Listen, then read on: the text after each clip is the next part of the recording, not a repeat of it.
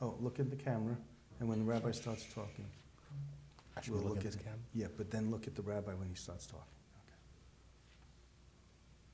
Shalom, welcome to the Jewish View. My name is Rabbi Nachman Simon with the Chabad House of Delmer, together with my co-host Mark Ronich of Statewide News Service and jbiztechvalley.com. Mark, welcome. We have a very, very special guest with us today, Assemblyman Karim Camara.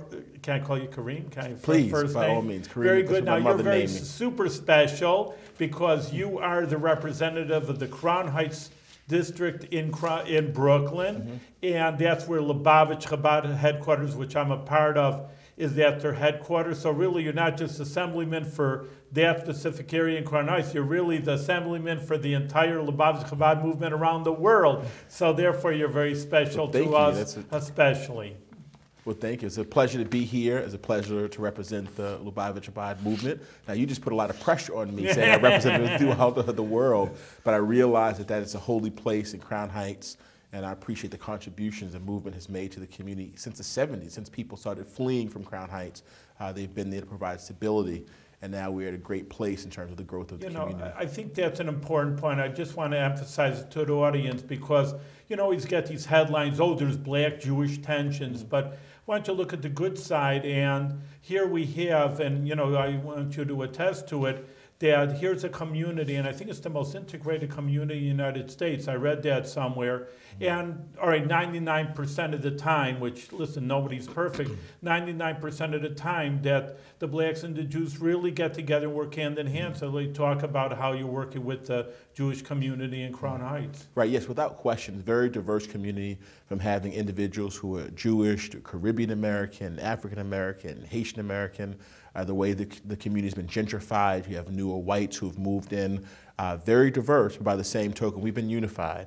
Of course, there have been troubled times in the past, but now when you look at leaders, anytime there's an incident which seems like there's a problem, whether it was an individual who happened to be Jewish who's a victim of violence, somebody who's African American who's a victim of violence, we come together as a community, black leaders, Jewish leaders, Muslim leaders, Christian leaders, and say we're unified, we can work through the problems without outside forces trying to attack negative connotations over incidents from the past. We've been very, very unified over the past 8 years that I can recall since I've been in office. How do you sort of interact with the Jewish community? What do you do? Do you go to the sukkahs? Do you go to, have you had to learn a whole new language? I mean, talk to us about. One thing I've not learned is the language, but I'm open to that, learning the language. But I've gone to the sukkahs. I've been to the many individuals who invite me to their homes for whether it's weddings or sukkahs or other high holy days. During the sukkah, I go to individuals' homes and I go out on Kingston Avenue and I address the crowd. That's one of the highlights of the year. I've even danced before, and I was dancing once, and at first reluctantly, then I got into the moment, enjoyed it. And someone, in the spur of the moment, took the hat and put it on my head. So I was part of the movement for about 60 seconds. I was a Jew during that period of time. So that was an honor. But that's it. It's really what people want, whatever their ethnicity. They want to make sure the elected leaders respect them, take time to get to understand them, and are sensitive to the issues they're faced with. So many individuals have my cell phone, and they'll call me if there's a problem, or maybe it's just sitting down for a cup of coffee. This summer, we're going to have office hours on Kingston Avenue because we are on Union Street, and sometimes it's difficult for somebody to go, even though we're 5-6 blocks away, sometimes to be right there when someone's coming home from work or on their way to work, or take a moment out of their day to say, you know what, you can't make it to us. We're going to come here to you in the community. What's your biggest piece of advice for someone in terms of safety? I mean, are you fearful of walking around Crown Heights after 10 p.m.? No, I'm not afraid. For the most part, the community has been safe. What I would say, though, in any urban area, there are times, unfortunately, where an individual becomes the victim of violence or a crime or robbery. I believe individuals should not walk alone, particularly women and, of course, children. They should walk in pairs. By the same token, we have the community has a good relationship with the 71st Precinct, the weekly and monthly meetings of the 71st Precinct Community Council.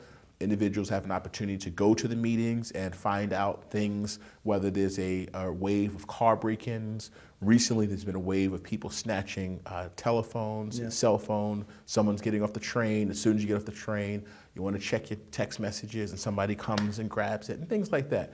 But be alert, be vigilant, but for the most part, it is a safe community. We're at a good place overall in terms of safety, but you can never be too cautious. What's the biggest piece of legislation that you had a chance to pass for the Lubavitch community that maybe you had to increase your learning curve to understand that issue a little bit better? Well, you know, one of the challenges about the current dynamics of Albany is that, you know, as we learned in civics class, you'd have a great piece of legislation that has to make it through the Assembly and then through the Senate. The governor has to sign it into law. So some of the things that we wanted to do that would be helpful to the community overall, we were not able to get to the Senate. But we have legislation that would help, whether it's funding for a particular area. We have the Bedford Armory there now.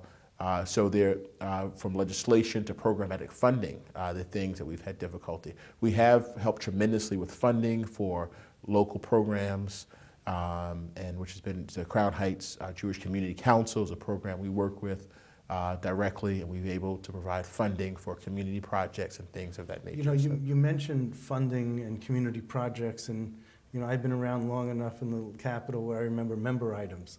So I mean, they don't have member items anymore. So how do you get community projects funded without going through this member item process? Right. That's something that I think has really been a tragedy to the community overall. Because we had an opportunity as legislators who know an area, we work with community leaders, we work with the precinct councils, we work with the Jewish Community Council, we work with African American clergy leaders, and we make recommendations for grants.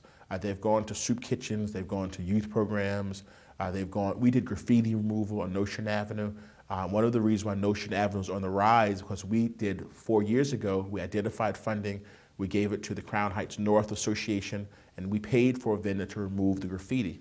When we were talking to Connecticut Muffin 6, 7 years ago, as a well-known coffee shop, they didn't want to come on to Notion Avenue. If you're moving into a neighborhood and you see graffiti, would you want to move into that neighborhood? So it's called Connecticut Muffin? Yes.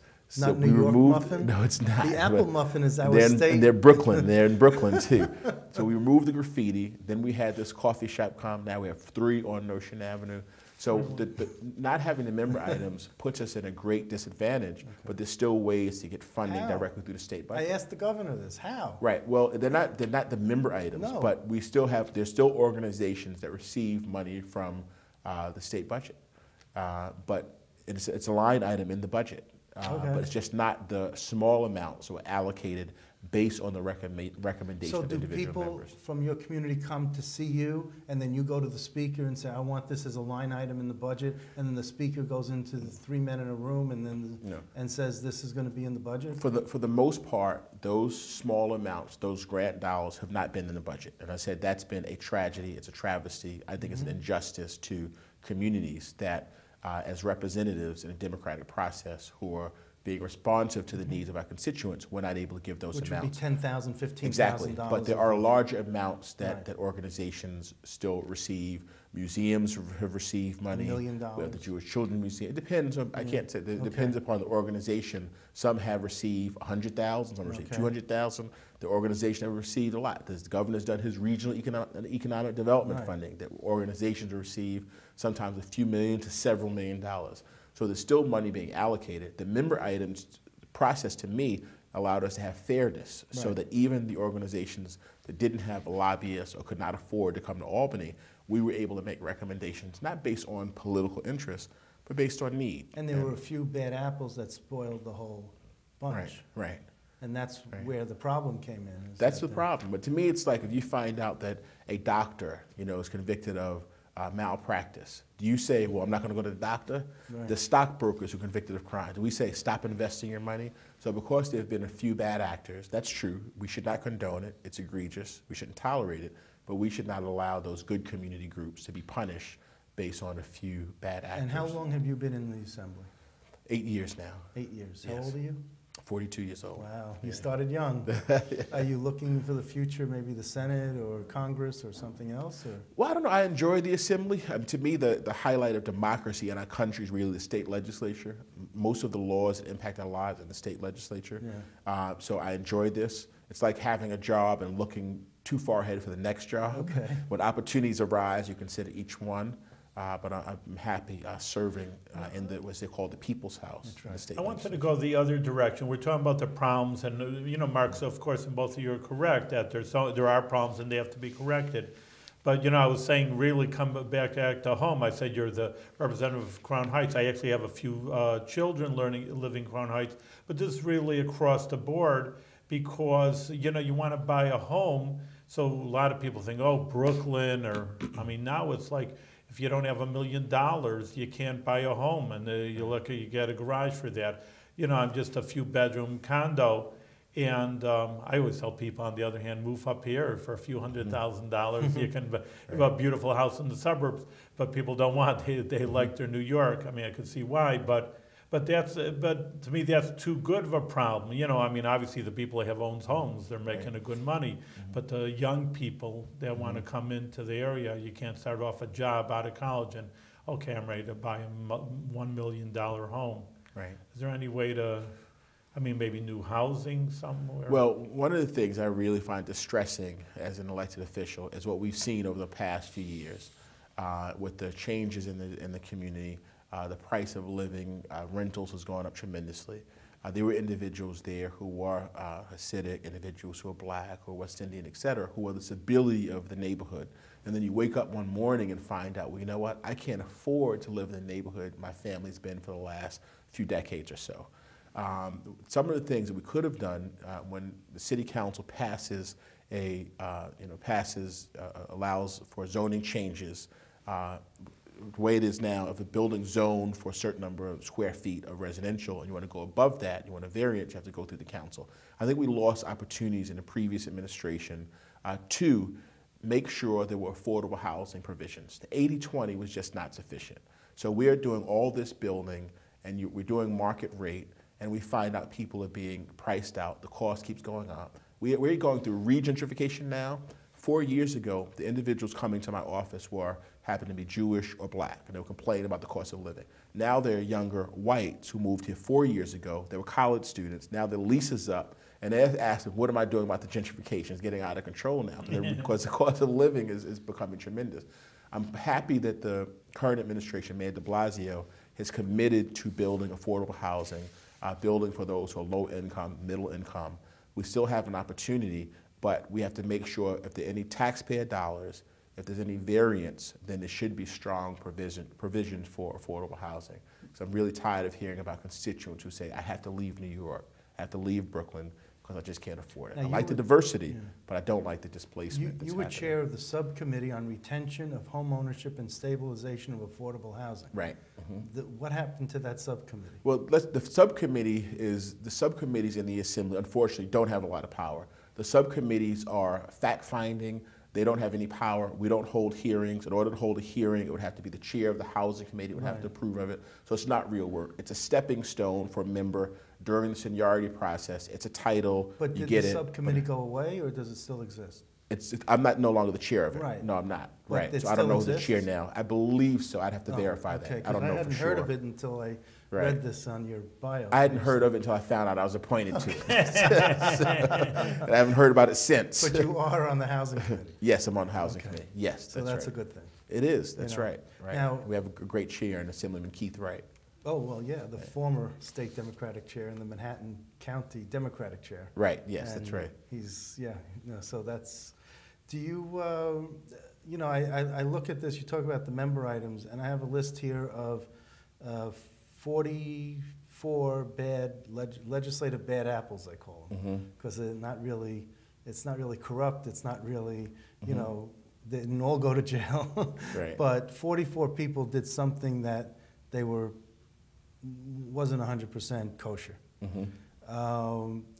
So what's going, and a lot of it's, I mean, I go back to 1975 with this, but most of them happened 2000 and later. So what happened since the year 2000? No, he's only here for 8 years. Well, I know, but he's still involved. He was still involved with politics before that, Right. and he still understands the culture. So what do you think happened since 2000 that all of these started to speed up, like, you know, every year, and then more than one a year, and more than one in a year, and just amazing how many people were convicted or pleaded guilty to a crime since 2000. Right. I can't speak to individuals' actions. No, I know that. But you know, it is fortunate. Obviously, the system works. We found out about this in the Assembly. They have a great process, Ways and Means. When we did have member items, there is a group of individuals who scrutinize the nonprofit. They determine whether they are registered with the Department of State, whether they're registered with the Charities Bureau, whether they have their 501c3. They give extensive background checks and the times when they stop funding from happening.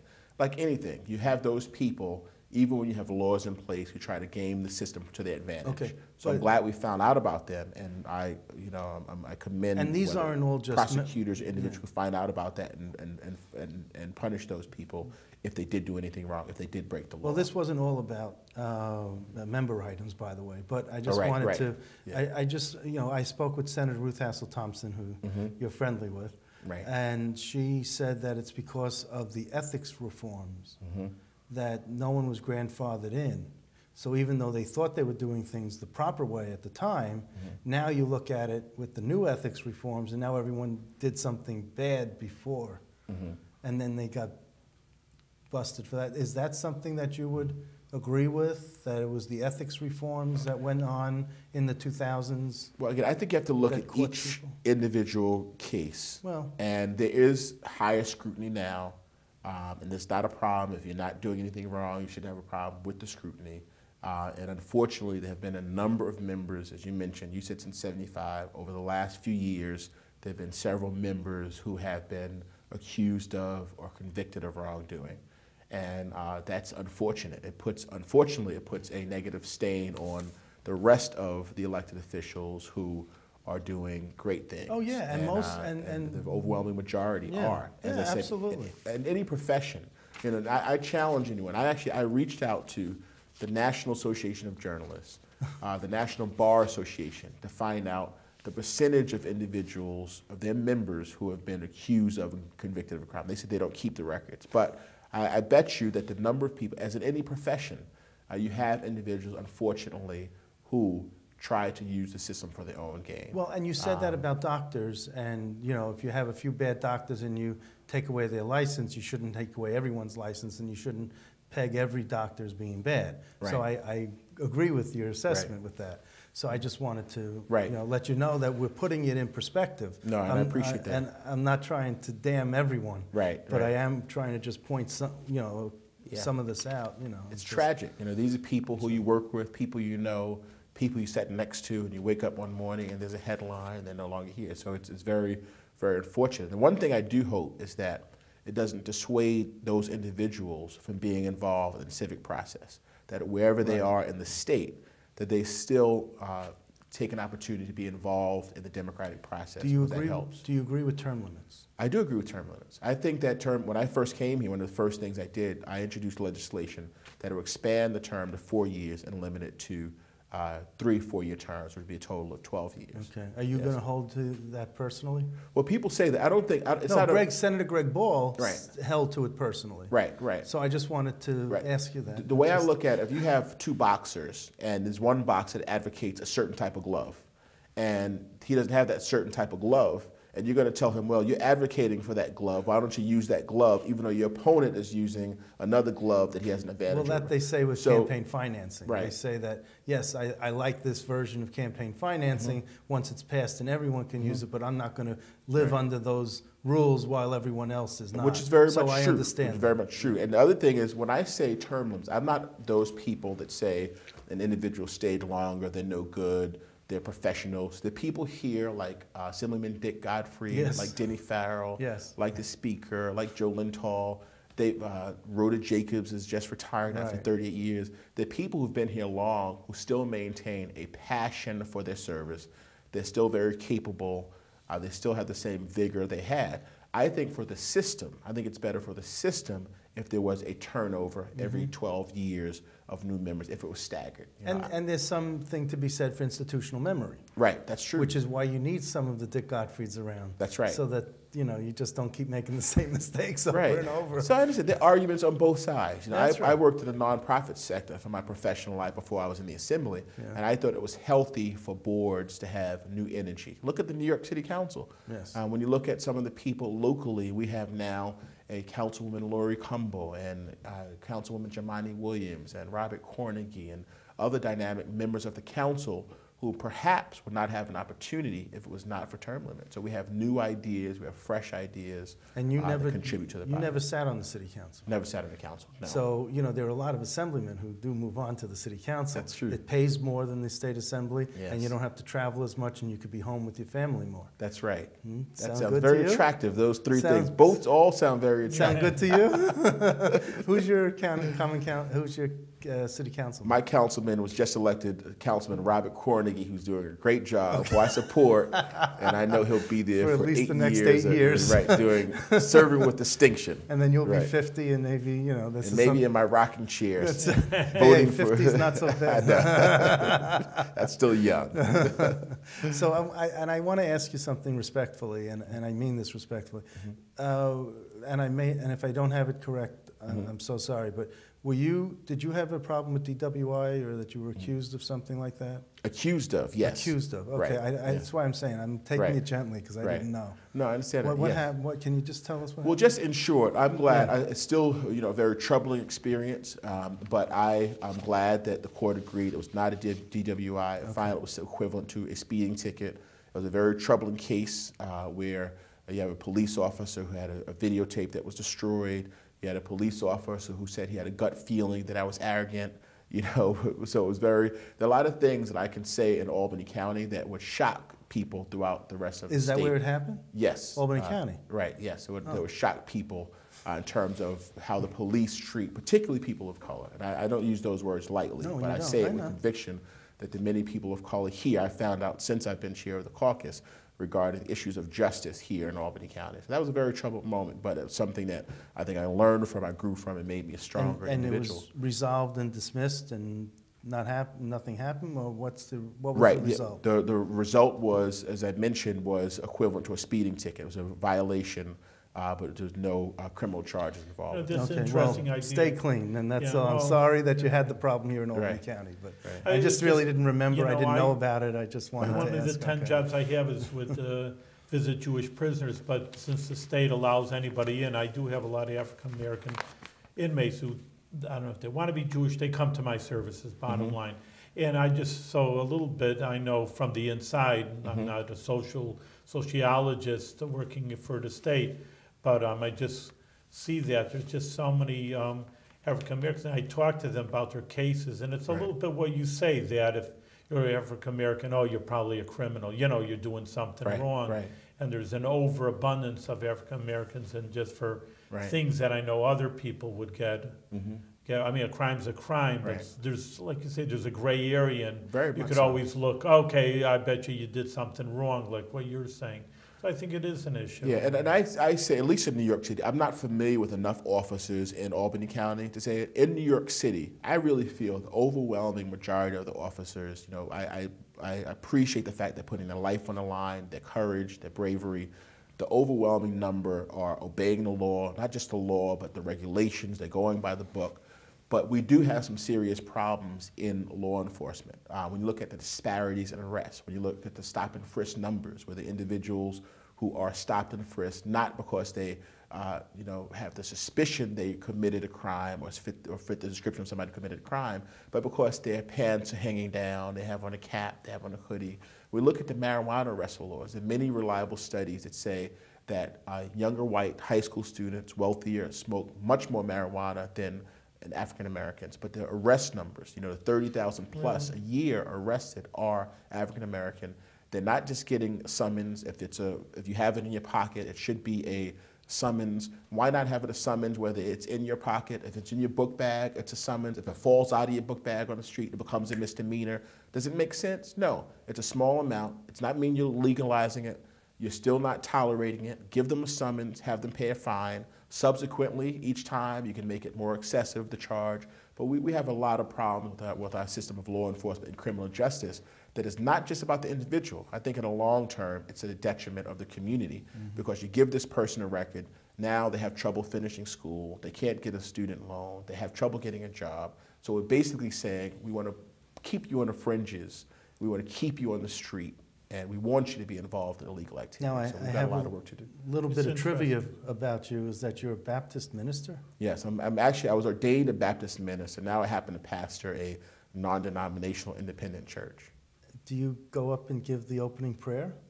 Oh, but here at Albany, I have done it before. You've given I've the given opening prayer in the past. I've not done it this session. I've given the invocation to the State of the State this year, which was a great pleasure and honor. You get $100 for giving. I don't, no. Just for the record, make sure you keep that in your notes. That's right. I did not receive any compensation for giving the opening prayer. Rabbi Simon, you did not request or receive any compensation. I did it as a proud elected official. You just don't sign that form for the voucher for the $100, but you know there is an honorarium. Yes, I understand that, and I think those individuals, I like teasing besides you. me, who've been here, they deserve that honorarium. I'm glad that they received it. Well, I mean, a rabbi, a minister is like, oh my gosh, I'm out of my league here. We got a good club here. So you said you were chair of the caucus. Yeah. Can you go into more detail for our audience as to what that means? Sure. Well, we have a legislative caucus. It's called the Black, Puerto Rican, Hispanic, and Asian Legislative Caucus. And you're in charge of it? And I happen to, yes, be the chair of it, yes, which is a pleasure and honor. Basil Patterson, who was the father of the lieutenant governor, late father, he has a memorial service for the former governor David Patterson, and Percy Sutton, Charlie Rangel, Congressman Charlie Rangel, were some of the founders of it. And it started because at the time they felt that there was not enough representation of people of color in leadership. So at that time in the 60s, they walked down to the Speaker's office. They called it the Midnight Walk. And from then, we've been advocating, not just now, of course, for people of color, but for people who are poor, people who are disenfranchised, who don't have a voice at the table. We want to be the voice of those people. We do the budget and we do legislation to say that it should be fair, it should be representative of all of the people of the state of New York. And the Speaker is very good at it. Yes. I mean, I could see how he tries to manage the black and white issue as well as the upstate downstate issue in leadership positions and things like that. I mean, I haven't seen such magic done in so many years. I've been here 34 years, so that's a great. Speaker Silver makes our job as caucus members easy. He's been a progressive voice. This year, it was phenomenal for us to give 1.2 billion towards education, 340 million towards universal pre-kindergarten. Some of the things we wanted to do was stopped in the Republican-led Senate when it comes to some criminal justice reforms. But he's been a great champion and a great voice for the community. Quick question: SAFE Act. How do you, or Unsafe Act, depending on who you talk to. But how do you fall on that? Did you vote for it? Or? I voted for it. You know, that's one of the things when we talk about party line and Democrat and Republican and conservative and liberal. That it's unfortunate that we can't have a sane dialogue regarding gun legislation. Those individuals who are hunters, I had spent some of my formative years upstate New York in Orange County, and on the property the people came up who hunted deer and raccoon and things like that. I ate venison. At 12 years old, I remember eating venison for the first time. So we respect that. We respect the Second Amendment. But we have to find a way to keep guns out of the hands of people who don't need them. This young man just recently in California who several people lost their lives by somebody who legally owned a gun but should not have owned a gun. Is it a violation of Second Amendment rights to require a background check, to have mental fitness, to say that if you own the gun that you should register the gun and not be able to just sell the gun to somebody else without any type of restriction? So there were parts of it you don't like, but parts of it that you like enough where you had to vote for it. Yes, that's right. Okay, that's right. Okay. So Yes. I think we're out of time. We're out of time. It was really great talking to you, and I feel like you're my assemblyman because from Crown Heights. So I want to thank you very much, and wish you, you're a young man, so that you should have continued success, and of course with good health. Thank you very much. Appreciate it. Great Thank pleasure you. to be here. Thank you. Nice to have you. Thank you.